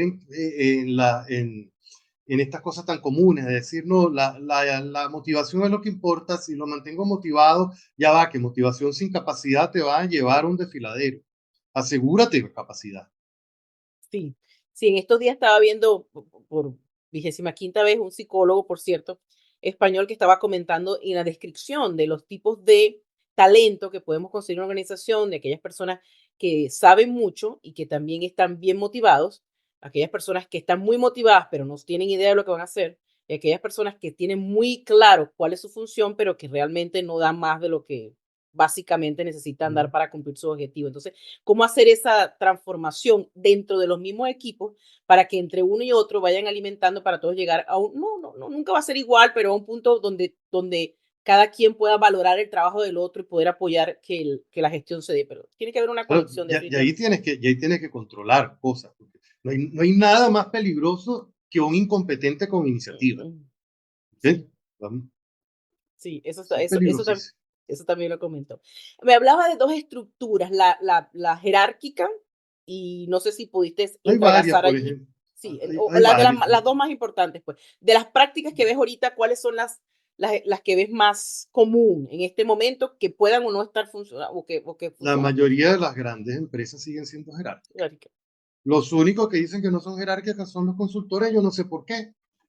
Que dicen los modelos jerárquicos se acabaron. Ajá. ¿Y a quién le va a hacer la presentación? Al director de recursos humanos. Ah, bueno. Usted Sí, sabrá por y qué, ¿no? Pero quiénes van a los adiestramientos? El operativo. Sigue siendo lo sí, sí, mismo, entonces, sí, cuando sí, necesitamos que son, todos estén involucrados. siguen siendo jerárquicos, Sí, y siguen siendo. yo no discuto que la toma de decisiones tenga que seguir siendo así. Yo lo que pienso es que tiene que ser no consultado, pero sí conversado. Claro, Pa- hay otra, en la medida, fíjate que depende mucho también oh, de dónde te del muevas, tipo de... ¿no? Ujú, Por ejemplo, las llamadas startup, ¿no? ujú. Este, aquí, el conocimiento previo que trae el miembro de la empresa debe ser muy sólido, ¿verdad? O sea, la forma, fíjate, en las empresas piramidales muchas veces el desarrollo ocurre dentro de la empresa. En la empresa profesional no. Es una empresa mucho más plana, pero es mucho más plana porque la formación de la gente la trae de afuera, ¿no? Okay. Entonces, la empresa lo que hace es que vincula a estos miembros con una regla de juego administrativa. Mm, mm, Eh, pero claro que allí esas son organizaciones para determinado tamaño. mm. ¿Qué para determinado tamaño? Porque tú no tienes 150, tú no tienes 3.000 genios trabajando juntos en un solo Mm, lugar. sí, entonces, eh, sigue siendo indiscutible el reconocimiento de competencias, la clarificación de objetivos y el cómo se comunica la información. Me Sí, parece a mí sí, que son tres, en cualquier organización esas tres cosas son son fundamentales. fundamentales, sí. Son Ahora, fundamentales. Algo, sí, algo que también que se ujú, olvida, sí, cier- que es fundamental y pareciera que se resiste la gente cada vez más a esto. Tiene que haber cierta disciplina, tiene que haber cierta disciplina, porque sobre todo en las organizaciones profesionales, ya va, que yo hago únicamente teletrabajo, muy bien, hago usted únicamente teletrabajo. Ya, pero que no te comuniques conmigo a esta hora, porque es que a esta hora tú sabes que yo soy cimarúo y los cimarúos, por inventar algo, nosotros tenemos que gritarle al sol 7 veces al día. Estas son las horas que yo le estoy gritando al sol. Mira, tenés que buscar otra hora para gritarle al sol, porque tú eres servicio técnico y mis clientes están llamando de 2 a 5 y de 2 a 5 tú que estés en tu casa, pero vas a tener que contestar, ¿no? mm, mm. Entonces, sí es necesario mantener ciertos principios fundamentales de cierta disciplina que permite la acción coherente de la organización. Sí, tiene que haber unos estándares, porque trabajar con Sí, personas, con nosotros, trabajar con personas es indescriptiblemente impredecible, porque sí, hay muchas necesidades distintas, es un universo, cada persona es un universo y es difícil complacer a todos en función de que todos estén alineados al mismo resultado. Lo que yo sí no estoy de acuerdo es con el atropellamiento del agotamiento o el costo físico, emocional y psicológico que interfiere para el logro del resultado. Que eso no se no, evalúe, claro. no sea medido y no sea modificado, es lo que no estoy de acuerdo. Por supuesto, va a haber mucho atropello y mucho ensayo y error en el proceso, pero yo considero que mientras eso sea un punto de evaluación, quiere decir que tú estás buscando la mejora, pero que el mismo aprendizaje, el mismo recorrido es el que te va llevando a la expertise en el área y saber cómo mejorarlo. Pero cuando está desconectado, cuando no es una consideración, cuando sin independientemente del costo, los logros se están obteniendo, sin importar el desgaste de esa gestión, es lo que no estoy de acuerdo. No, no, y eso lo puedes ver inclusive más en organizaciones profesionales que en organizaciones jerárquicas. Porque a Mm, veces la organización jerárquica ha también desarrollado ciertos mecanismos de compliance donde tú no puedes mm, incurrir en es cierto. prácticas que atenten contra la gente, pero al muchacho genio, que es un programador, si le exige que tenga listo algo y ese tener listo algo puede pasar por muchas horas de trasnocho. Entonces, atrás de la apariencia del trabajo en casa, atrás de la apariencia, tienes a alguien totalmente entregado al trabajo, lo cual es terrible, ¿no? Sí, sí. Lo También cual es terrible. he tenido eso como escenario, que mientras más eficiente eres en tu trabajo, la demanda para ti es muchísimo mayor porque sabe que vas a obtener resultados pronto y no se toma en cuenta la exigencia que requiere para esa persona poder dar lo que tú estás pidiendo, simplemente por ser bueno en tu trabajo. ¿Cómo podrías alinear, ya para ir cerrando con el libro, cómo podrías alinear este tema organizacional que hemos estado conversando con lo que quisiste contar? en Caracas de 8 a Bueno, en 5. realidad yo lo veo mucho más alineado, de hecho lo veo alineado con una primera publicación que hicimos, Ujú. mi socio Renzo Castillo, que tú entrevistaste hace tiempo, y yo, eso sería en el año 2009, 2010, por allí, que fue un libro que se llamó El viaje. Viaje al centro del fracaso. Mm, Eh, y bueno, un día Renzo y yo nos sentamos y dijimos, oye, deberíamos dar cuenta de la experiencia que tenemos y las cosas que hemos visto, porque la verdad que hemos visto un montón de cosas. ¿Cómo hacemos eso? Entonces empezamos a pensar, oye, una investigación. Oye, lo que pasa es que nosotros somos consultores y, la, y quizás la pasta del consultor es la mm, experiencia, las mm, cosas que ve, y no los ves con la sistematización que lo tiene que ver el académico para poder trabajar con eso, ¿no? O sea, puedes armar una investigación sin duda, se puede hacer, pero cuando quieres transmitir cosas de la vivencia, de lo que constituyó tu experiencia, mm. la investigación no es el terreno, no es la herramienta Eso es fundamental verdad. con la que lo puedas hacer. No es una pasta que puedas forjar en esos moldes. Entonces me dijo Renzo, y lo que pasa es que nosotros, lo que nosotros hemos visto parece una telenovela a veces. Oye, sí, pero quizás no una telenovela, pero ¿por qué no hacemos una novelita? Hacemos una novela, donde estén las anécdotas, de alguna manera le metemos a eso el hilo conductor de lo que nosotros pensamos y le dimos formato de narración que para ese entonces ni pensaba ponerse de moda el tema del Yo storytelling. estoy. Ujú, Yo creo que podemos decir que fuimos precursores en, en ese ámbito, al menos en Venezuela. Ya había otras cosas, como quién se robó mi queso y otras cosas de ujú. ese tipo, y la cosa esa de los pingüinitos. Eh, pero en Venezuela no había algo así. Y creo que fuimos bastante innovadores. Pagamos el precio de la terquedad, ¿no? Fuimos muy tercos, quisimos mantener el título. ¿Por qué tuvimos ese título, viaje al centro del fracaso? Porque todo el mundo habla del éxito Mm, y el fracaso pasa inadvertido. Resulta que el fracaso no es exactamente la ausencia de éxito, sino que el fracaso tiene su propia regla de juego. ¿A qué me refiero yo? ¿Qué fue lo que nosotros vimos? Nosotros vimos muchos ejecutivos exitosos que de repente empezaban a fracasar. Y no empezaban a fracasar porque dejaban de realizar las prácticas que se asocian al éxito, sino porque empezaban a incurrir en otras prácticas que generan fracaso. mm, Son dos cosas distintas. Y esas prácticas que generan fracaso tienen que ver con la manera en cómo pretendes movilizar a la gente cuando esta forma en que pretendes movilizar a la gente está investida de narcisismo. Diría que una es el narcisismo. Dos, no entender realmente de qué se trata la motivación. Entonces, empezar a invitar a la gente a comer pizza en tu casa, cosa que puede ser terrible. O sea, no soportas al jefe, encima el tipo te invita el sábado a su casa. Eh, Eso es cruel. Eh, entonces, no entender realmente lo que motiva a la gente, que es no entender a la mm, gente. mm, ¿Okay? Y un tercer elemento que tenía que ver con con el foco ético al momento de tomar decisiones. Las decisiones tomadas con foco ético. Con base en ello hicimos una travesía de un personaje que se llama Braulio Arellano, un gerente, que muere, va a dar al infierno, y en el infierno, pues por una circunstancia, se le da una oportunidad de salida, siempre y cuando él logre algunos aprendizajes que se le han señalado allí, ¿no?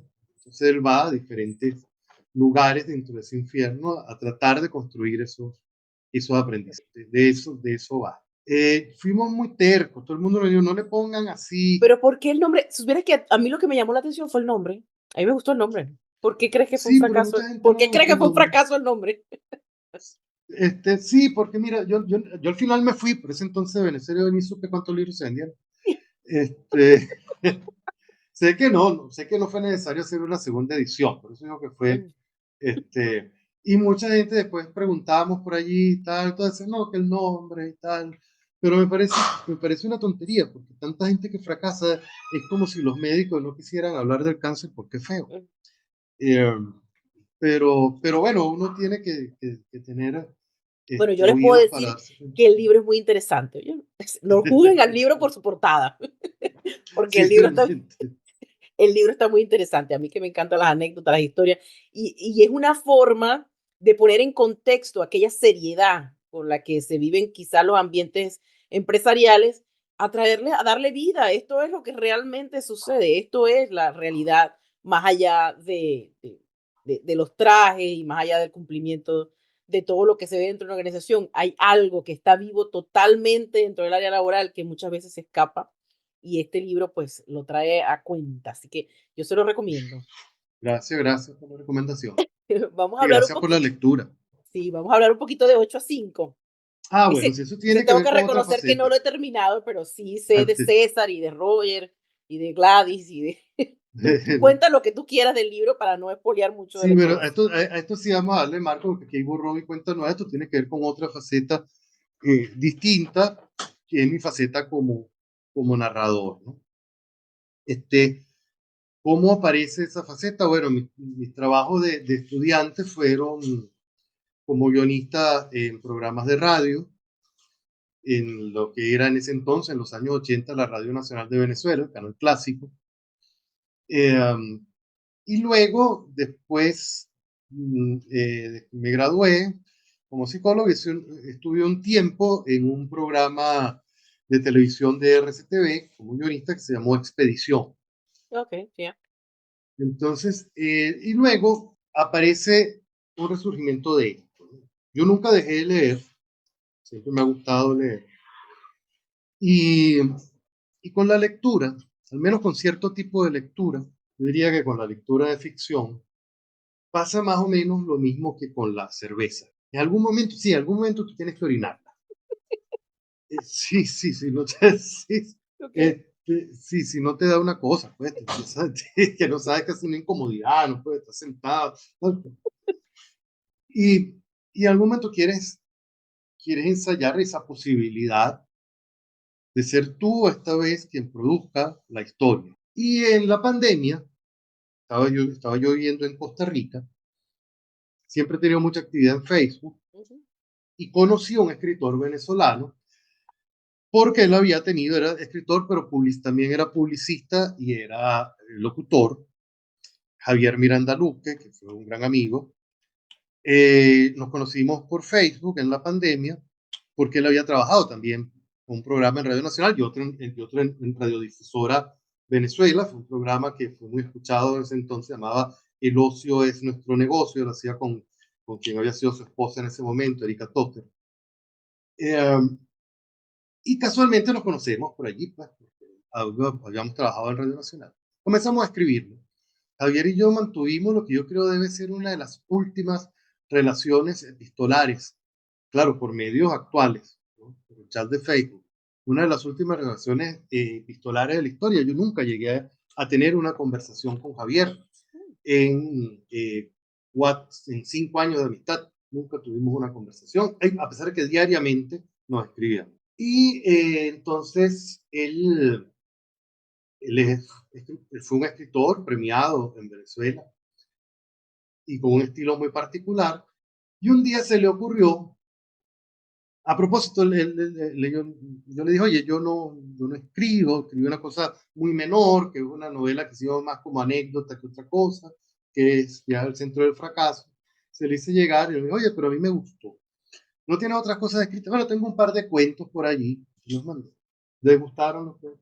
Y un día se le ocurrió a él que, como se dice, Javier se la pasaba inventando cosas. Además que Javier descubrió muy tempranamente las posibilidades del mundo 2.0 y él dejó un misterio en la red, él dejó un montón de blogs y, y muchos escritos con seudónimo.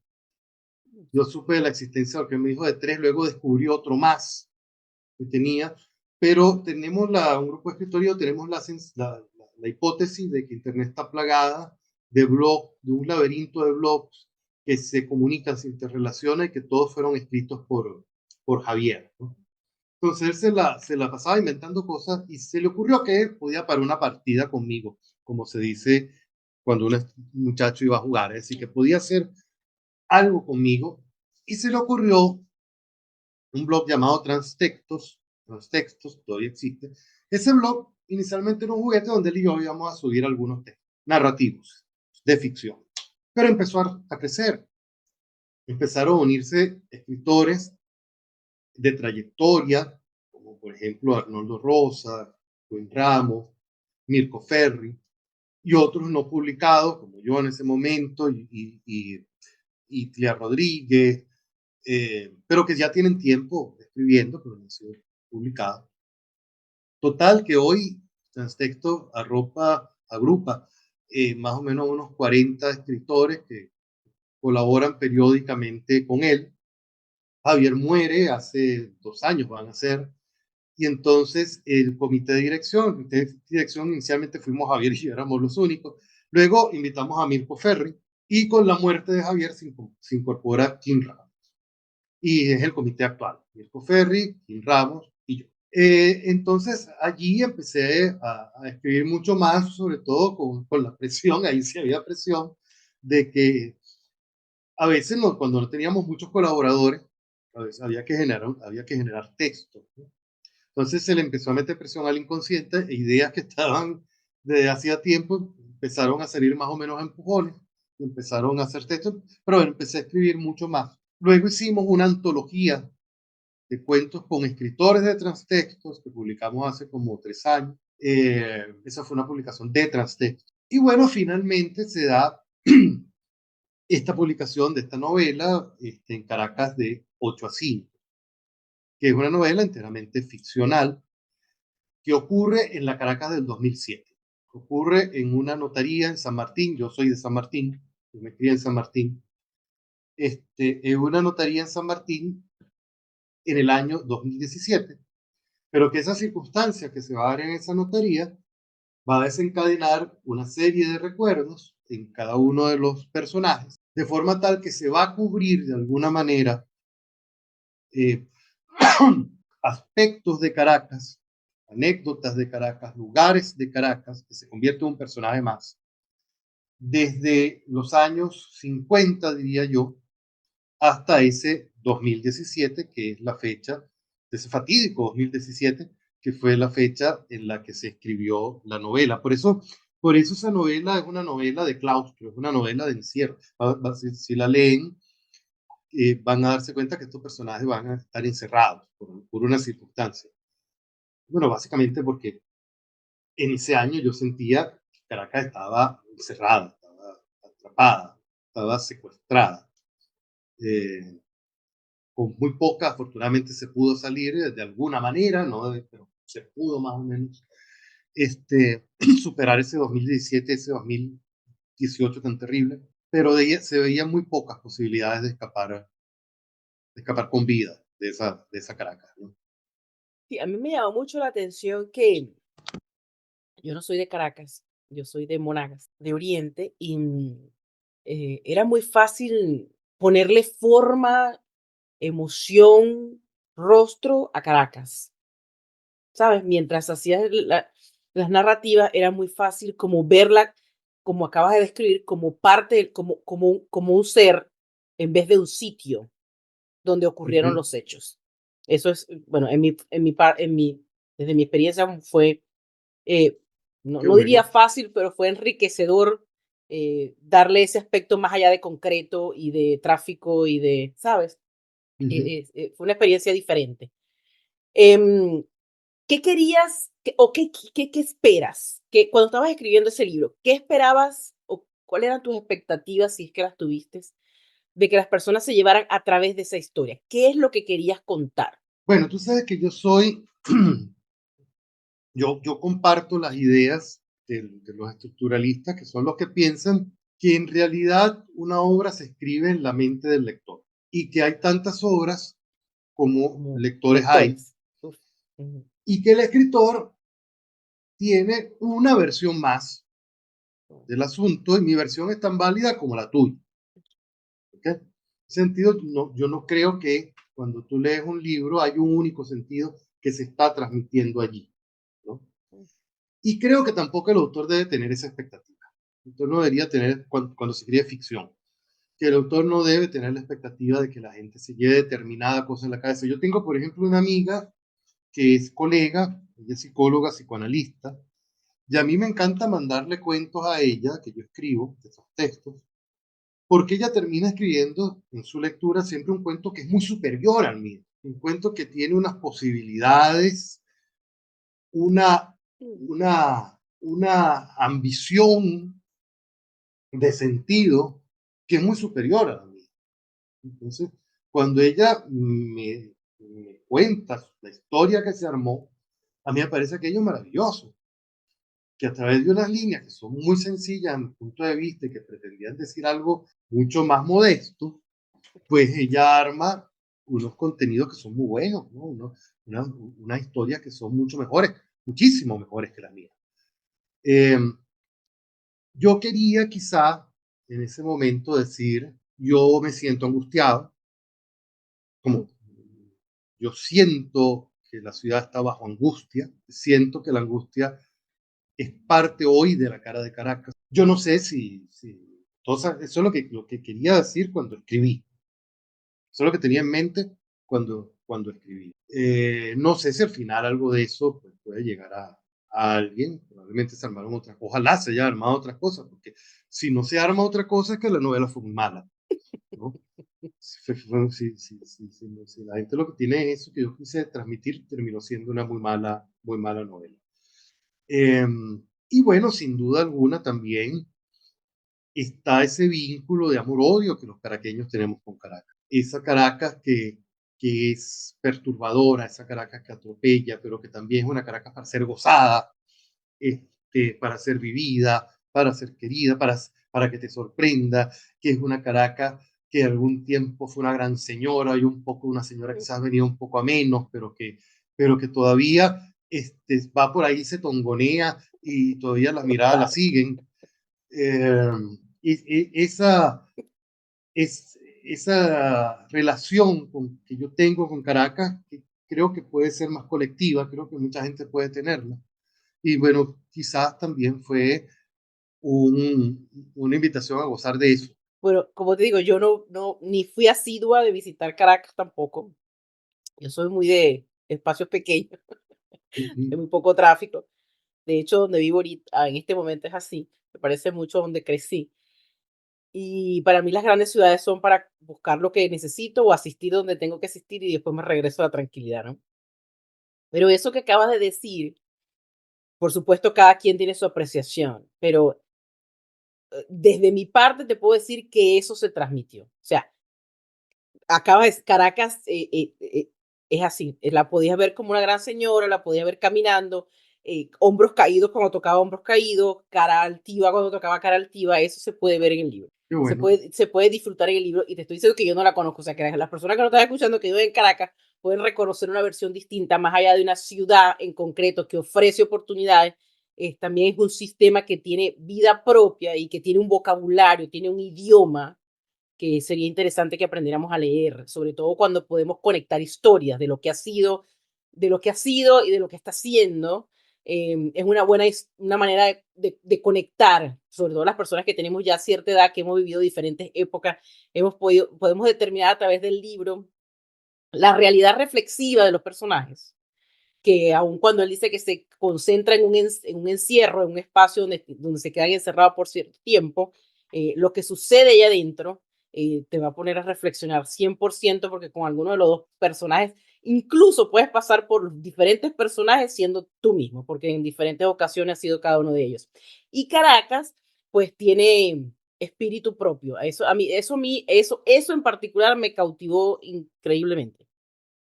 Sí, además que fíjate que yo, para mí Caracas ahora es una abstracción, porque yo no voy de Caracas a Caracas desde hace varios años.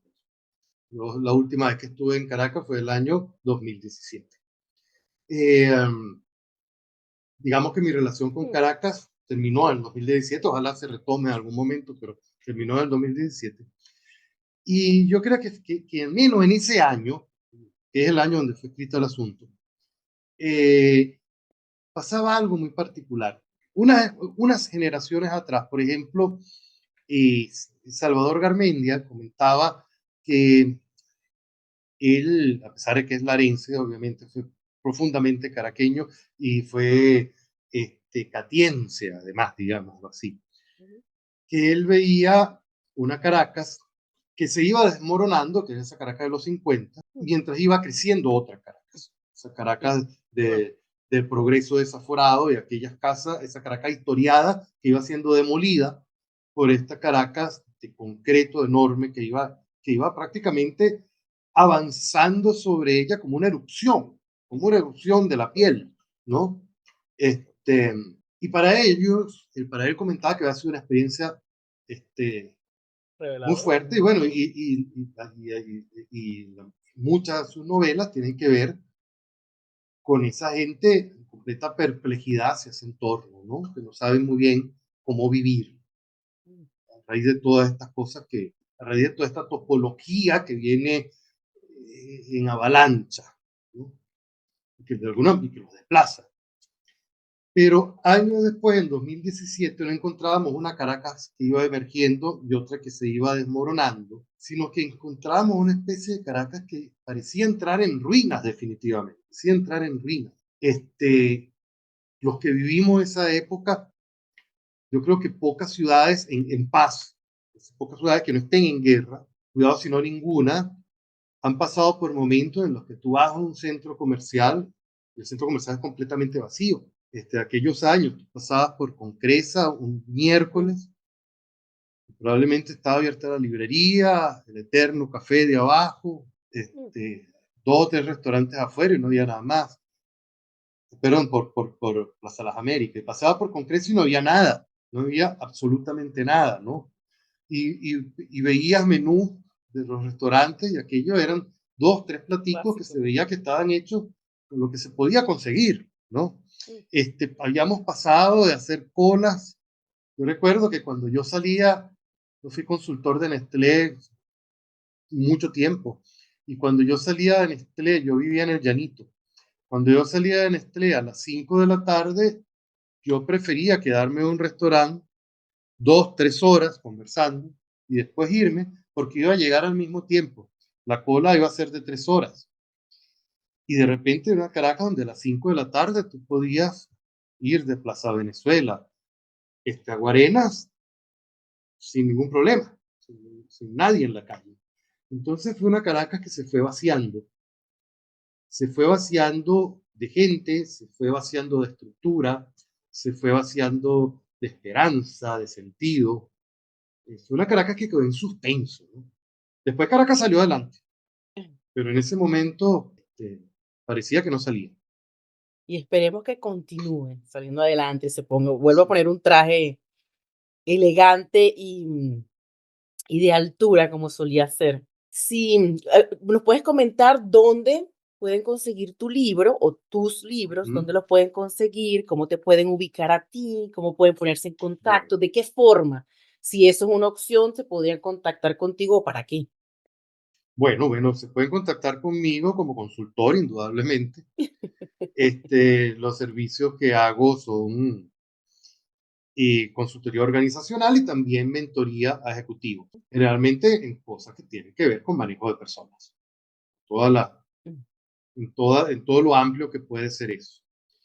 El, bueno, la manera más expedita de hacerlo a través de mi número telefónico, que no sé si lo podemos poner luego Sí, cómo no. en el blog, Ujú, pero yo donde tengo continua actividad es en LinkedIn. ujú. Ahí van a ver estas cápsulas que hago, van a ver otras cosas. Yo les pediría que me siguieran, me gusta que me sigan porque me obliga a generar más cosas. Eh, y creo que voy a terminar haciendo ahí una serie de posts bien interesantes relacionados con estas cosas de cómo se van perdiendo los referentes en gerencia, de Ujú. retomarlos un poco, ¿no? Poco Okey. a poco. Digo yo bien interesante, a lo mejor no soy interesante un carrizo, estoy diciendo yo aquí que soy interesante. Pero bueno, este, básicamente esas son las formas de contar. ¿Y para conseguir los libros? Viaje al centro del fracaso está en Amazon. Va a subir a Amazon. a finales de enero, a principios de febrero, en Caracas de 8 a 5. Físicamente solo está en Caracas y Ok. está en la librería Cálatos, pero se va a hacer la edición digital, se va a estar subiendo Va a estar en a ebook, va a estar en el, va a estar en ebook, sí, va a ok, estar en ebook al finales de este mes de enero. ok.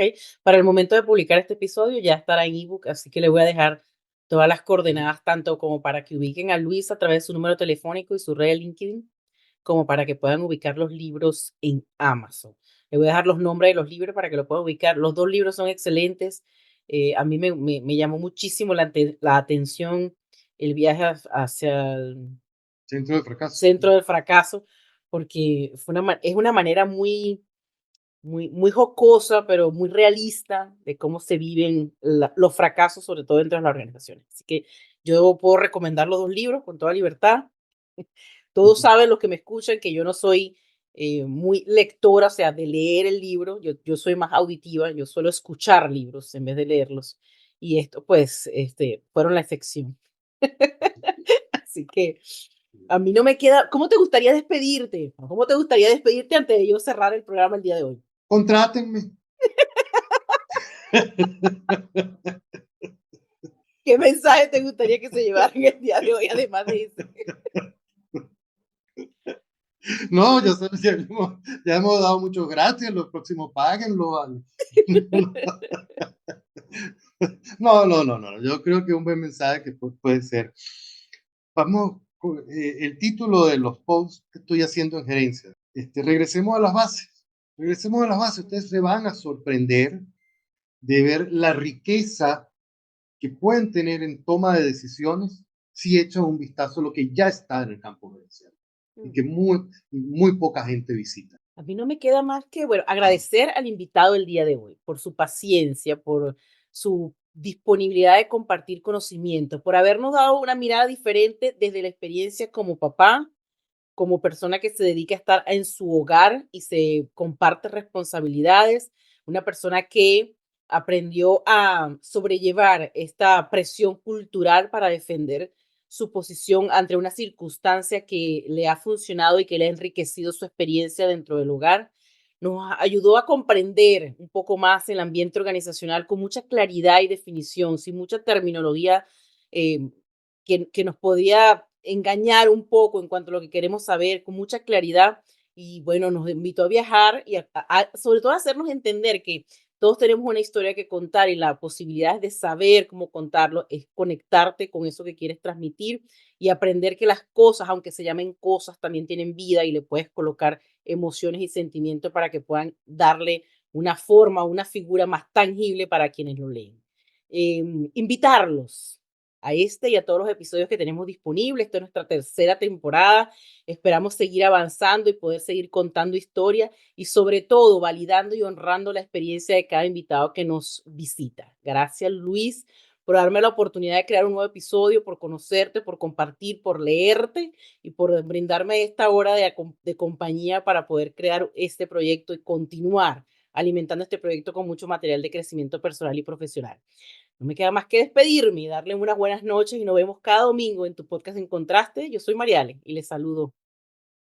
Gracias. Hasta luego.